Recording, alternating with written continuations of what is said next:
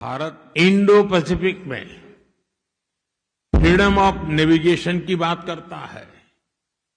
इसके लिए हमने आसियान को केंद्र में रखा है। हमारी एक्ट ईस्ट पॉलिसी भी आसियान सेंट्रिक है। भारत और आसियान की कॉम्प्रिहेंसिव स्ट्रेटेजिक पार्टनरशिप लगातार आगे बढ़ रही है। इसलिए बहुत आवश्यक है कि भारत और इंडोनेशिया इस दिशा में निरंतर काम करते रहें। ऑनरेबल मेंबर्स, हमारे सामने एक और बड़ा अवसर है। पिछले वर्ष इंडोनेशिया ब्रिक्स का पूर्ण सदस्य बना है। इस वर्ष भारत ही ब्रिक्स की अध्यक्षता कर रहा है। ब्रिक्स का ये मंच और अधिक व्यवहारिक हो, अधिक संतुलित हो, ग्लोबल साउथ की जरूरतों के प्रति और अधिक संवेदनशील हो। हम इसके लिए साथ मिलकर काम कर सकते हैं। ऑनरेबल मेंबर्स, आज इंडोनेशिया के सभी पार्लियामेंट मेंबर्स के सामने मैं भारत इंडोनेशिया साझेदारी के एक नए युग का आह्वान करता हूं। गंगा और महाकाम की धाराओं की तरह हमारी सभ्यताओं ने सदियों से विचारों, आस्था, व्यापार और संस्कृति को जोड़ा है।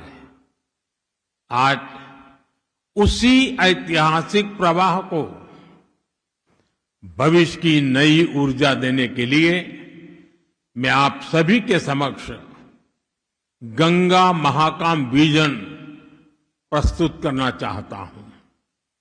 ये विजन हमारी साझेदारी को केवल वर्तमान की आवश्यकताओं तक सीमित नहीं रखता। यह आने वाली पीढ़ियों के लिए शांति, समृद्धि, सुरक्षा और शेयर्ड प्रोग्रेस का मार्ग प्रशस्त करता है। पहला, सिविलाइजेशनल कनेक्ट। हम अपने सभ्यतागत जुड़ाव को नई पीढ़ियों की चेतना से जोड़ेंगे। रामायण से बोरोबुदुर तक, समुद्री यात्राओं से सांस्कृतिक संवाद तक, हम अपने साझा इतिहास को भविष्य की शक्ति बनाएंगे। इसके लिए हमें भारत इंडोनेशिया सिविलाइजेशनल डायलॉग शुरू करना चाहिए। दूसरा, शेयर्ड डेवलपमेंट। विकसित राष्ट्र बनने की अपनी अपनी यात्राओं में भारत और इंडोनेशिया अटल साझेदार रहेंगे। इंडोनेशिया का एमास विजन और भारत का विकसित भारत संकल्प एक दूसरे को गति देंगे, एक दूसरे को शक्ति देंगे और हमारे लोगों के लिए नई अपॉर्चुनिटीज का निर्माण करेंगे। तीसरा, सिक्योरिटी एंड स्ट्रेटेजिक ट्रस्ट। हम डिफेंस और सिक्योरिटी कोऑपरेशन को नई ऊंचाई देंगे। हम अपनी नेशनल कैपेसिटीज को मजबूत करेंगे।